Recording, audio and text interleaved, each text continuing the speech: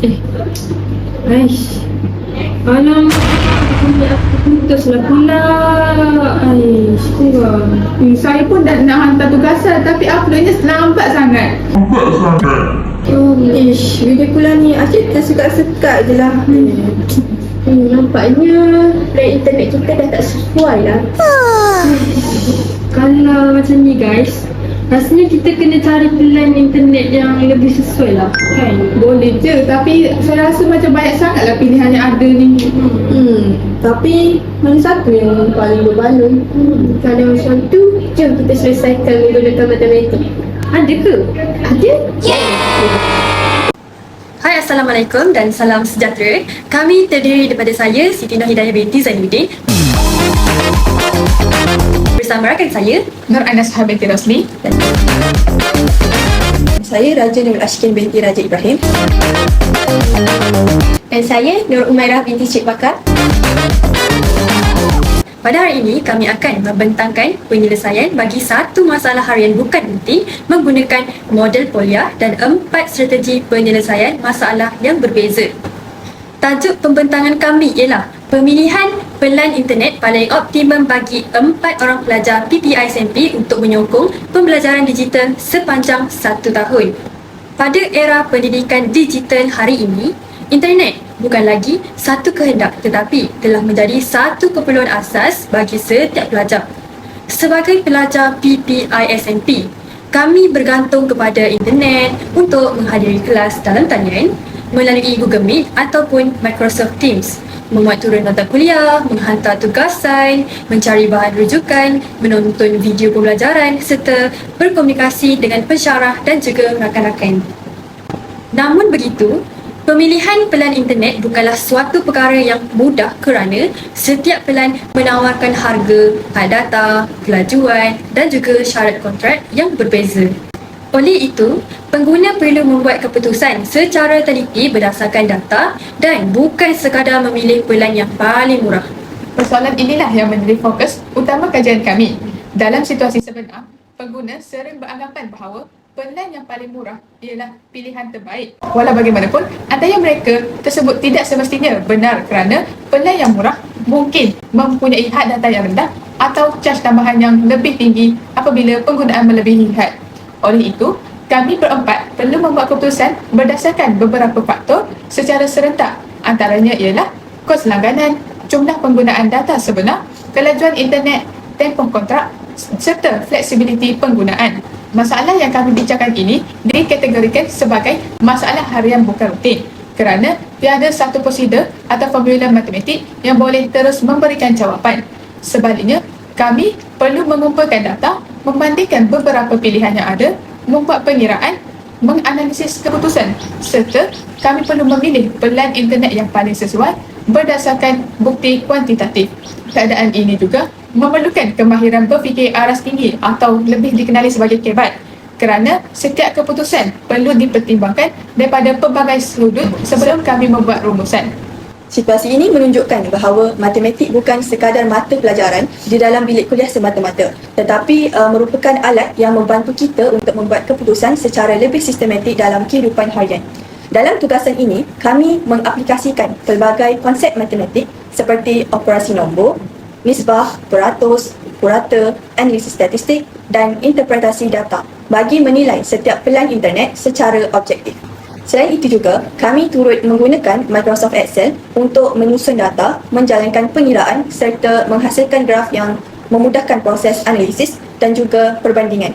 Melalui penggunaan teknologi ini, analisis yang dilakukan menjadi lebih tepat, teratur dan juga mudah untuk difahami. Bagi menyelesaikan masalah ini, kami menggunakan model Polya, iaitu satu model penyelesaian masalah yang terdiri daripada 4 langkah utama. Yang pertama, memahami masalah. Yang kedua, merancang penyelesaian. Yang ketiga, melaksanakan strategi. Dan yang keempat, menyemak semula penyelesaian. Walaupun kami menyelesaikan masalah yang sama, setiap ahli kumpulan menggunakan strategi penyelesaian yang berbeza.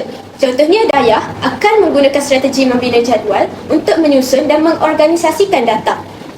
Ain pula menggunakan strategi membuat eksperimen bagi mensimulasikan penggunaan pelan internet dalam beberapa keadaan sebenar. Manakala Shikin menggunakan strategi teka dan uji untuk menguji beberapa andaian secara sistematik menggunakan analisis statistik. Akhir sekali, saya akan menggunakan strategi memudahkan masalah dengan memecahkan masalah yang kompleks kepada beberapa komponen kecil sebelum membuat keputusan akhir. Kami akan menunjukkan bahawa sesuatu masalah bukan rutin boleh diselesaikan melalui pelbagai pendekatan matematik yang akhirnya membawa kepada keputusan yang sama dan disokong oleh data. Dengan itu, saya menjemput Hidayah untuk memulakan pembentangan menggunakan strategi membina jadual. Dayah akan menunjukkan bagaimana keempat-empat langkah model Polya diaplikasikan melalui strategi tersebut. Let's go. Seterusnya, saya akan membentangkan strategi yang pertama iaitu membina jadual. Strategi ini dipilih kerana jadual membantu menyusun maklumat secara sistematik, memudahkan perbandingan data serta-merta dan mengurangkan risiko kesilapan ketika membuat analisis. Walaupun strategi ini dikenali sebagai strategi membina jadual, saya tetap akan melalui keempat-empat langkah model Polya iaitu memahami masalah, merancang penyelesaian, melaksanakan strategi dan menyemak semula keputusan. Pada langkah pertama, saya perlu memahami masalah dengan mengenal pasti semua maklumat yang diberi. Situasi ini melibatkan 4 orang pelajar PPI SMP yang tinggal bersama di sebuah rumah sewa dan berkongsi satu pelan internet. Mereka menggunakan internet untuk menghadiri kelas Google Meet, membuat turun nota, mencari bahan rujukan, menonton video pembelajaran serta menyiapkan tugasan. Persoalan utama ialah memilih pelan internet yang paling optimal untuk digunakan sepanjang 1 tahun. Maklumat yang diberikan terdiri daripada 2 bahagian utama iaitu data penggunaan internet bulanan dan juga maklumat bagi 4 pelan internet yang ingin dibandingkan. Jadual ini menunjukkan penggunaan internet sebenar sepanjang tahun. Daripada jadual ini, kita dapat melihat bahawa penggunaan internet tidak konsisten. Penggunaan paling rendah ialah 720GB pada bulan Januari, manakala penggunaan paling tinggi ialah 920GB pada bulan November. Jumlah penggunaan internet sepanjang tahun ialah 990GB. Maklumat ini penting kerana pelan internet yang dipilih mestilah mampu menampung corak penggunaan yang berubah-ubah sepanjang tahun. Melalui jadual ini, saya dapat mengenal pasti bahawa 3 daripada 4 pelan yang mempunyai had data tetap, manakala hanya 1 pelan menawarkan penggunaan tanpa had. Pemerhatian awal ini penting kerana jumlah penggunaan internet sepanjang setahun mencecah 9,990GB. Oleh itu, pemilihan pelan tidak boleh dibuat berdasarkan harga semata-mata. Sebaliknya, perlu mengambil kira sama ada had data yang ditawarkan mampu menampung corak penggunaan sebenar. Selain data penggunaan internet, kami turut diberikan 4 pilihan pelan internet.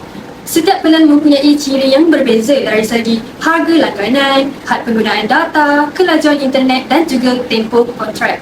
Oleh itu, keputusan tidak boleh dibuat hanya berdasarkan satu faktor sahaja. Sebaliknya, semua maklumat ini perlu disusun dan dibandingkan secara sistematik.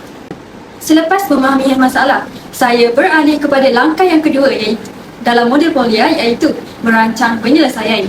Bagi strategi saya memilih untuk membina jadual kerana jadual merupakan kaedah yang berkesan untuk mengorganisasikan data yang banyak dalam bentuk yang mudah dibaca dan dibandingkan. Melalui jadual, saya dapat melihat hubungan antara setiap pelan internet dengan lebih jelas sebelum melakukan sebarang pengiraan. Strategi ini juga memudahkan ahli kumpulan yang lain menggunakan data yang sama dalam strategi mereka nanti. Melalui jadual ini, saya boleh membuat pemerhatian awal.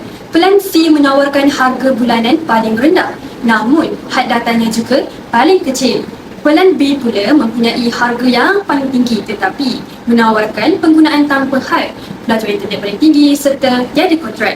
Pelan D berada di pertengahan dari segi harga dan kelajuan tetapi mempunyai had data sebanyak 700GB. Manakala pelan A menawarkan harga sederhana dengan had data sebanyak 500GB. Jadi, jadual ini membolehkan saya membuat perbandingan awal secara lebih objektif sebelum menjalankan analisis yang lebih mendalam. Pada langkah yang ketiga, saya melaksanakan strategi dengan menggunakan jadual yang telah dibina untuk menjalankan analisis asas terhadap data penggunaan internet. Daripada jadual penggunaan internet, Rumusan yang kita dapat berdasarkan analisis statistik ialah jumlah nilai gigabyte adalah 9,990 gig, purata ialah 832.5, median pula adalah 840, minimum 720, maksimum 920, manakala julat 200. Ini adalah jadual rumusan analisis statistik. Nilai-nilai ini menunjukkan bahawa penggunaan internet adalah tinggi dan berubah-ubah mengikut bulan. Oleh itu, pelan internet yang dipilih perlu mampu menampung penggunaan sekurang-kurangnya sekitar 833 GB sebulan secara purata dan juga mampu menampung bulan-bulan yang penggunaan melebihi 900 GB. Pada langkah terakhir, saya menyemak semula semua data yang telah dianalisis. Saya memastikan bahawa semua maklumat telah direkodkan dengan lengkap dan tiada data yang tertinggal. Saya juga menyemak semula pengiraan jumlah penggunaan, purata dan juga julat bagi memastikan tiada ralat matematik. Melalui strategi membina jadual ini, saya belum membuat keputusan tentang pelan internet yang terbaik. Sebaliknya, saya telah menyediakan satu asas data yang sistematik untuk digunakan dalam strategi-strategi seterusnya.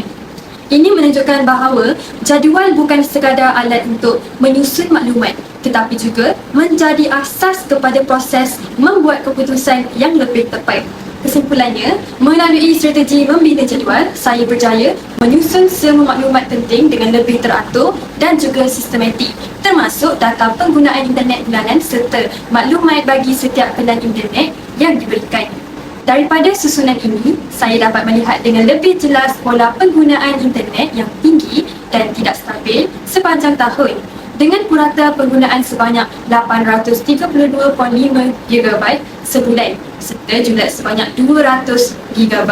Analisis ini menunjukkan bahawa jadual bukan hanya berfungsi untuk menyusun data tetapi juga membantu dalam proses membuat perbandingan awal secara lebih objektif sebelum membuat sebarang keputusan.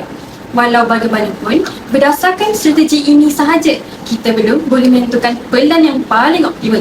Sebaliknya, ia menjadi asas penting kepada strategi seterusnya yang akan dilakukan oleh ahli kumpulan lain untuk membuat analisis yang lebih mendalam. Oleh itu, strategi ini membuktikan bahawa langkah awal dalam model Polya iaitu memahami masalah dan menyusun data adalah sangat penting dalam memastikan penyelesaian masalah dilakukan secara sistematik dan juga berkesan. Jadi, sekarang saya akan meneruskan dengan strategi kedua, iaitu membuat eksperimen. Strategi ini merupakan satu pendekatan yang lebih dinamik berbanding hanya melihat data statistik. Strategi ini penting kerana dalam dunia yang sebenar, pelajar bukan hanya melihat harga pelan sahaja, tetapi pelajar hendaklah mengalami penggunaan sebenar yang berubah pada setiap bulan dan ini akan memberikan kesan terus kepada kos penggunaan keseluruhan.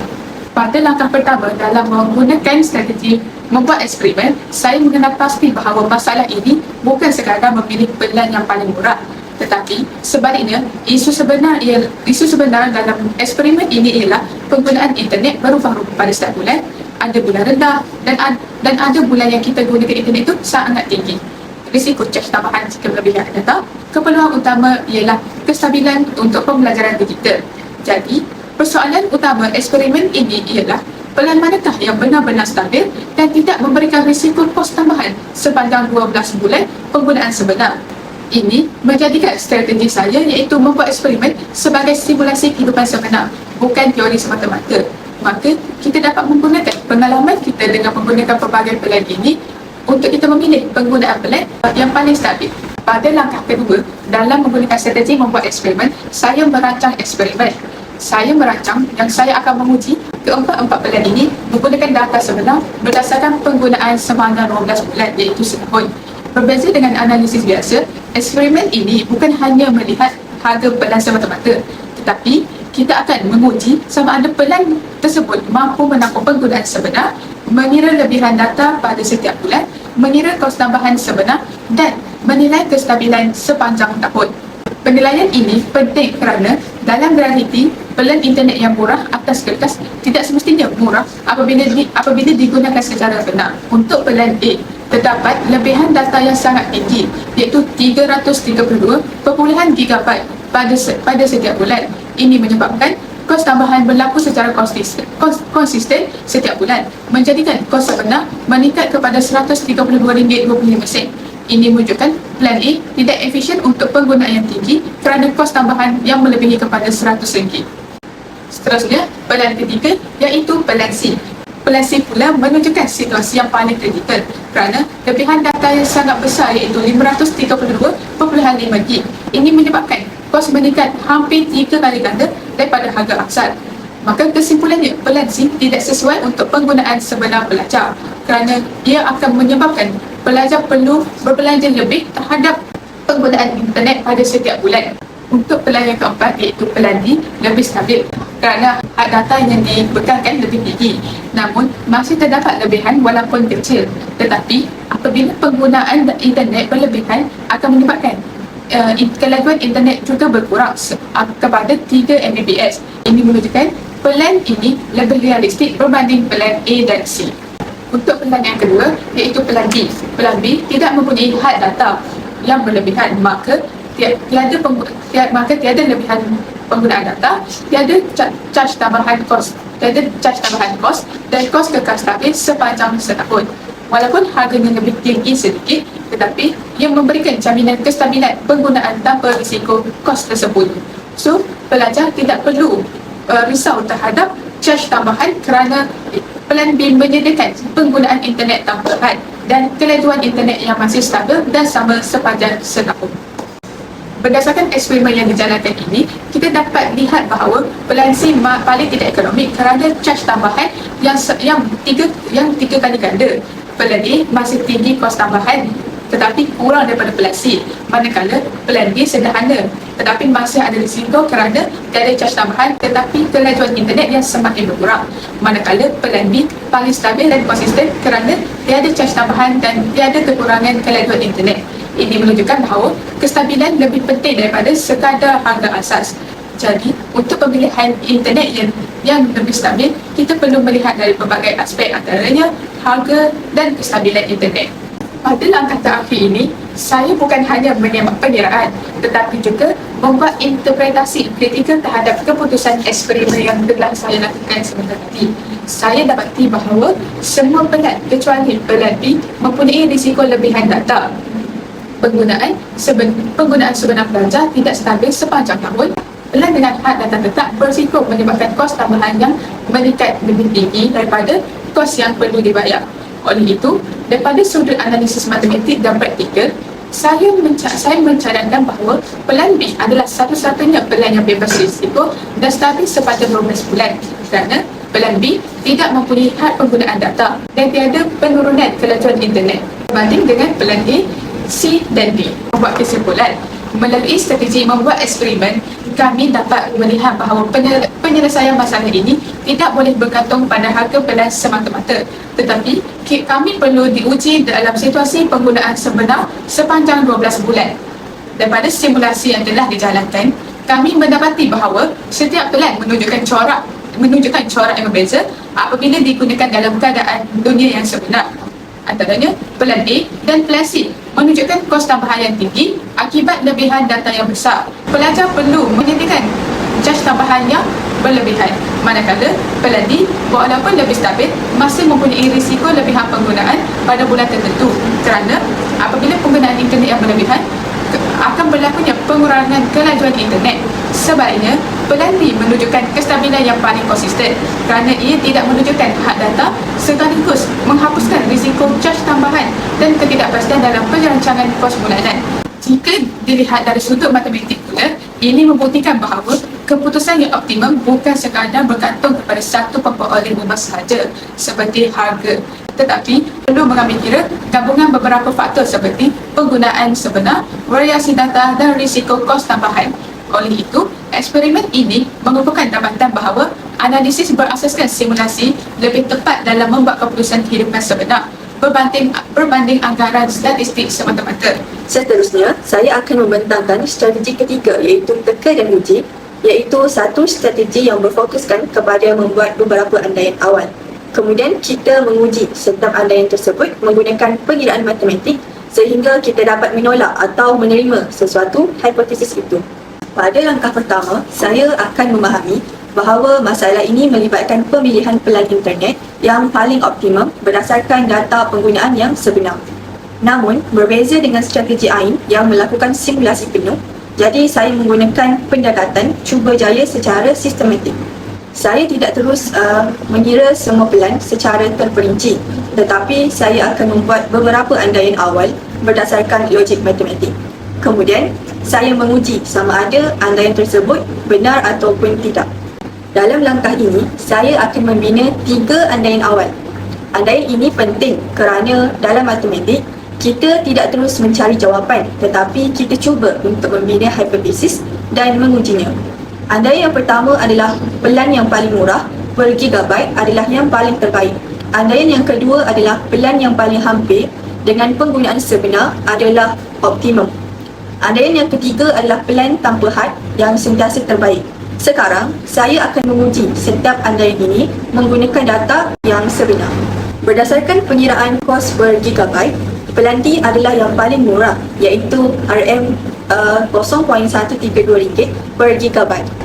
Jika andaian pertama benar, maka pelan D sepatutnya menjadi pilihan yang paling terbaik.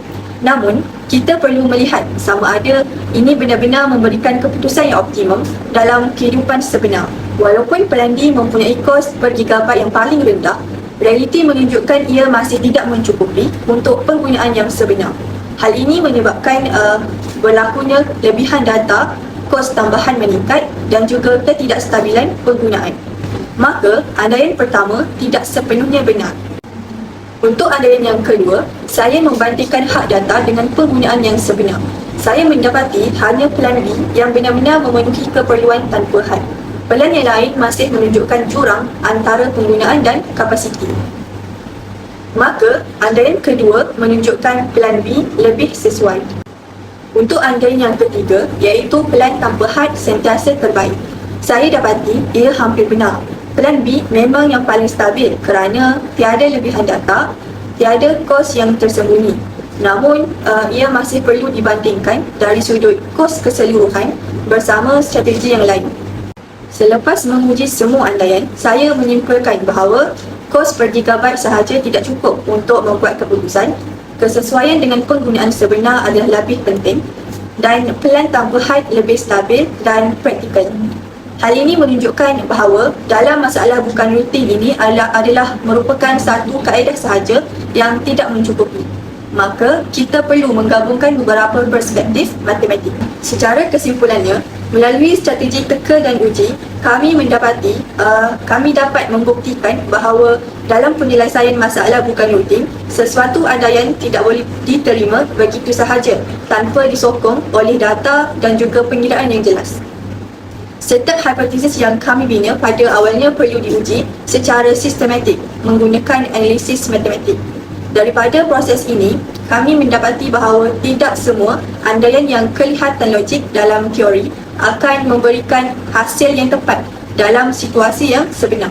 Sebagai contoh, andaian bahawa pelan yang paling murah atau yang paling berasaskan kos per gigabyte adalah yang paling terbaik, ternyata tidak mencukupi apabila diuji dengan data penggunaan sebenar dan faktor kestabilan sepanjang tahun. Oleh itu, proses ini mengajar kami bahawa keputusan yang tepat perlu dibuat berdasarkan gabungan pelbagai bukti matematik, bukan hanya satu aspek sahaja seperti kos atau harga. Akhirnya, berdasarkan keseluruhan ujian dan juga analisis, kami menyokong dapatan awal bahawa pelan B adalah pelan yang paling stabil dan paling sesuai untuk digunakan sepanjang tahun kerana ia memenuhi keperluan penggunaan yang tinggi dan tidak menimbulkan sebarang risiko lebihan data ataupun gangguan penggunaan. Seterusnya, saya akan membentangkan strategi terakhir iaitu memudahkan masalah. Strategi ini digunakan untuk menukarkan masalah kompleks kepada beberapa bahagian kecil supaya lebih mudah dianalisis sebelum membuat keputusan akhir. Pada langkah pertama, saya memahami bahawa masalah ini sebenarnya bukan sekadar memilih pelan internet. Ia adalah masalah keputusan berbilang faktor. Jadi, saya tidak terus membuat pengiraan baru, tetapi saya akan memecahkan masalah ini kepada beberapa komponen kecil ganda-ganda. Saya memecahkan masalah ini kepada 3 komponen utama berdasarkan analisis rakan-rakan saya sebentar tadi. Dari segi kos, Pelan D nampak paling terbaik. Kalau dari segi data, pelan B paling stabil. Tapi dari segi penggunaan pula, ia perlu melebihi 832 GB sebulan. Jadi ini menunjukkan setiap pelan mempunyai kelebihan yang berbeza. Pada langkah ini, saya menggabungkan semua analisis. Walaupun pelan D paling murah, ia tidak stabil untuk penggunaan sebenar. Jadi, pelan B pula konsisten dalam semua aspek penting seperti data tanpa had, kelajuan tinggi, tiada kontrak, tiada risiko lebihan kos. Saya telah menyemak semua analisis yang dilakukan oleh ahli kumpulan. Semua strategi menunjukkan satu arah yang sama, iaitu pelan B adalah pilihan paling sesuai dan paling stabil. Jadi, ini menunjukkan konsistensi matematik dalam pelbagai pendekatan.